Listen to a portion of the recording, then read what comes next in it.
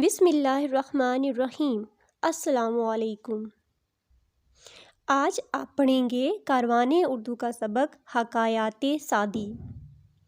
حکایات حقائق کی جمع ہے اور حقائق کہتے ہیں کسی مختصر قصے کو یا کسی چھوٹی سی کہانی کو، یعنی حقائق سے مراد کوئی بھی سبق آموز کوئی قصہ یا کہانی ہے۔ تو بچوں، یہ ہے شیخ سعدی۔ سب سے پہلے میں ان کا مختصر تعارف بیان کروں گی۔ شیخ سعدی شیرازی ایک بہت بڑے عالم تھے۔ آپ کا اصل نام سید شرف الدین تھا۔ سعدی آپ کا شاعرانہ نام تھا۔ آپ کا تعلق ایران کے مشہور شہر شیراز سے تھا، اسی وجہ سے شیرازی کہلاتے تھے۔ آپ نے بہت اچھے انداز میں چھوٹے چھوٹے سبق آموز قصے لکھے ہیں۔ ان قصوں کو حکایت بھی کہا جاتا ہے۔ ان حکایات میں پڑھنے والوں کے لیے بہت سی سبق آموز اور نصیحت سے بھرپور باتیں ہیں۔ ان حکایات کی 2 کتابوں کے نام گلستان سعدی اور بوستان سعدی ہیں۔ آئیے کچھ حکایات پڑھتے ہیں۔ حکایات مکمل توجہ کے ساتھ خاموشی سے سنیے گا۔ حکایت نمبر 1۔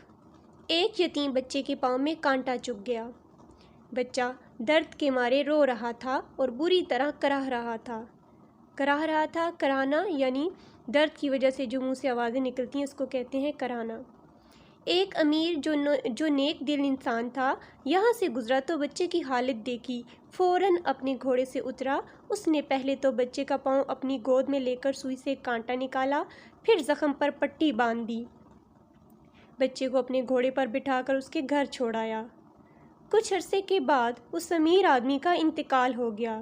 کسی شخص نے خواب میں دیکھا کہ وہی امیر آدمی خدا کا شکر ادا کر رہا ہے اور کہہ رہا ہے کہ وہ اللہ تعالیٰ کتنا مہربان ہے جس نے مجھے ایک سوکھے کانٹے کے عوض جنت کے ہرے بھرے باغ عطا کیے۔ عوض کا مطلب ہے بدلے۔ تو بچوں، کیا آپ بتا سکتے ہیں کہ اس حکایت نمبر 1 سے آپ کو کیا نصیحت ملی، کیا سبق حاصل ہوا؟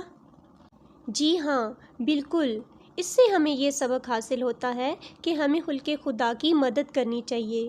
جب بھی کوئی انسان مصیبت میں ہو اس کی مصیبت دور کرنی چاہیے، اس کی تکلیف دور کرنی چاہیے۔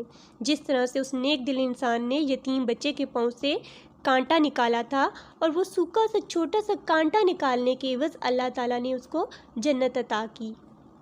یہ تھی پہلی حکایت۔ اب آپ سنیں گے حکایت نمبر 2۔ 2 فقیر ایک ساتھ سفر کر رہے تھے۔ ایک کمزور تھا جو 2 دن کے بعد کھانا کھاتا تھا اور دوسرا صحت مند تھا جو ایک دن میں 3 بار کھانا کھاتا تھا۔ اتفاق سے ایک شہر کے دروازے پر وہ دونوں جاسوسی کے الزام میں گرفتار ہو گئے۔ دونوں کو ایک گھر میں قید کر دیا گیا اور گھر کا دروازہ مٹی سے بند کر دیا گیا۔ 2 ہفتے کے بعد معلوم ہوا کہ وہ دونوں بے قصور ہیں۔ دروازہ کھول دیا گیا۔ لوگوں نے دیکھا کہ صحت مند مردہ تھا اور کمزور زندہ سلامت تھا۔ لوگ یہ دیکھ کر حیران رہ گئے۔ ایک عقل مند شخص نے کہا، اس کے خلاف ہوتا تو حیرت کی بات تھی کیونکہ یہ زیادہ کھانے والا تھا، بھوک کی تاب نہ لا سکا اور مر گیا۔ دوسرا صابر تھا، اس نے صبر کیا اور اسی صبر کی عادت نے اسے زندہ سلامت رکھا۔ تو بچوں، حکایت نمبر 2 میں جو کمزور فقیر تھا جو 2 دن کے بعد کھانا کھاتا تھا وہ بچ گیا۔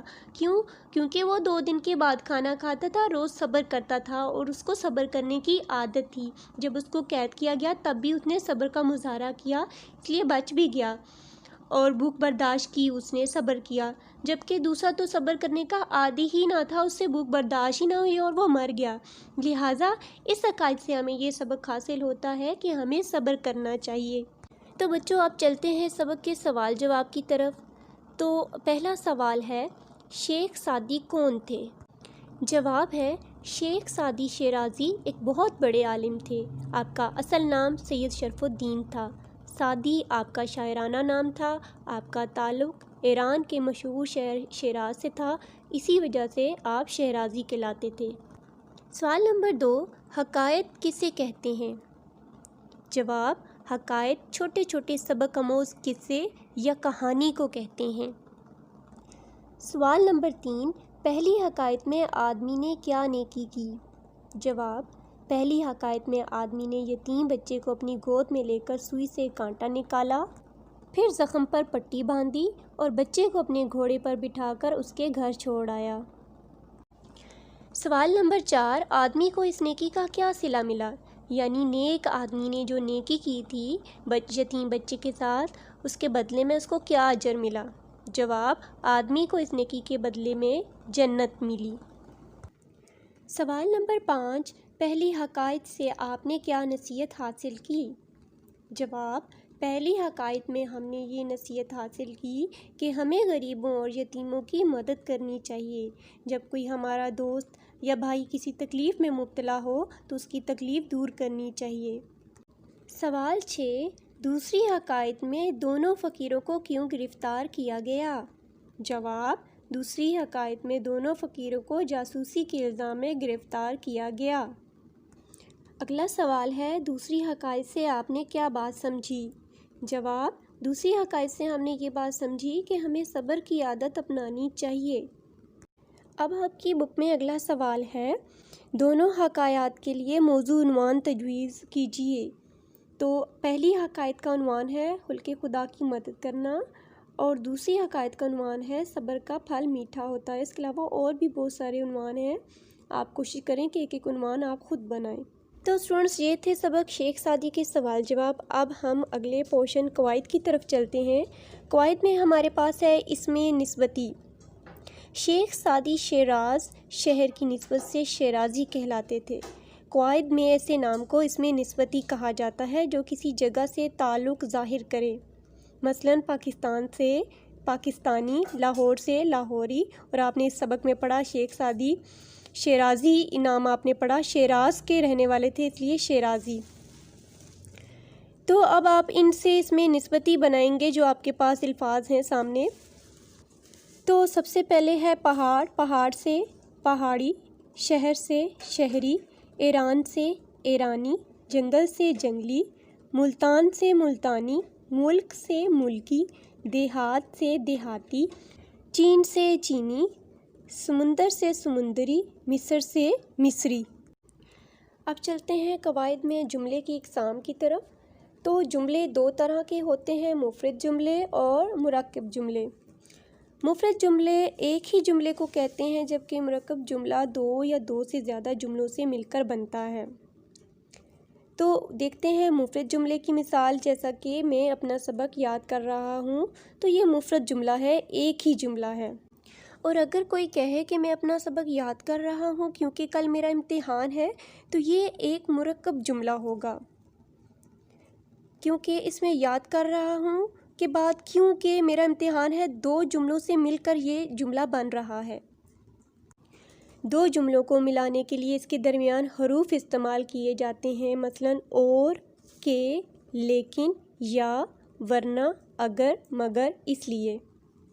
اب آپ کی بک پہ سوال نمبر 4 ہے، دیے گئے جملوں کو ملانے کے لیے ان کے درمیان مناسب حروف لگائیے۔ یعنی مرکب جملے بنانے کے لیے جو میں نے آپ کو پہلے کچھ الفاظ بتائے تھے، جیسے کہ اور، کہ، لیکن، یا، ورنہ، اگر، مگر، ان میں سے آپ نے چن کے یہاں پہ الفاظ لگانے ہیں۔ نمبر 1، جلدی جلدی چلو ورنہ دیر ہو جائے گی۔ نمبر 2، میں نے بتایا تھا کہ آج میرے گھر مہمان آ رہے ہیں، یہاں پہ کہ آئے گا۔ نمبر 3، میں نے بازار سے بلا اور میری بہن نے اپنے لیے گڑیا خریدی، یہاں پہ ڈیش میں او آئے گا۔ نمبر 4، مجھے بھوک لگ رہی تھی اس لیے کیلا کھا رہا ہوں، یہاں پہ آئے گا اس لیے۔ نمبر 5، میں نے اسے روکا تھا مگر وہ باز نہ آیا۔ نمبر 6، تمہارا دل چاہے تو تم بھی میرے ساتھ چلو کھیلو، اس میں پہلی ڈیش ہے، یہاں پہ آئے گا اگر۔ 7، کھلاڑیوں نے کوشش تو کی ڈیش مقابلہ ہار گئے، لیکن مقابلہ ہار گئے۔ 8، آج ڈیش کل ہم نانی جان کے گھر جائیں گے، آج یا کل ہم نانی کے گھر جائیں گے۔ تو بچوں، یہ تھا ہمارا آج کا سبق حکایات سعدی۔ امید کرتی ہوں آپ کو بہت پسند آیا ہوگا۔